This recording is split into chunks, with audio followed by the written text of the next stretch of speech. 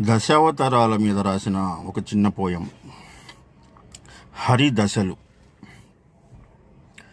వేదాలన్నీ దాచిన చోరుని వెతికి చంపిన మత్స్యమని, కొండని మోస్తూ కూర్మం ఎన్నో విన్యాసాలే చేసెనని, నీటిలో దాగిన పొడమి బంతిని సూకర రూపం లేపెనని, కన్న కొడుకుపై కక్ష కట్టిన తండ్రిని చీల్చిన సింగమని, విశ్వం చాలక వ్యాపిస్తూ ఓ వామన రూపం పెరిగెనని, జనకుని చంపిన జాతి రక్తపు మడుగులు కట్టిన పరశుడని, బాణము కన్నా వాడి అయిన ఓ రామనామమే పుట్టెనని, పల్లెలో పెరిగిన నల్ల పిల్లడే మహారణానికి సారథని, దానవమూకను మానసికంగా మార్చివేసిన బుద్ధుడని, ధర్మపు విభజన చేసి అర్థం చెప్పిన పురుషుడని, మాటిమాటికి మారువేషము మార్చిన మూర్తి ఒక్కడని,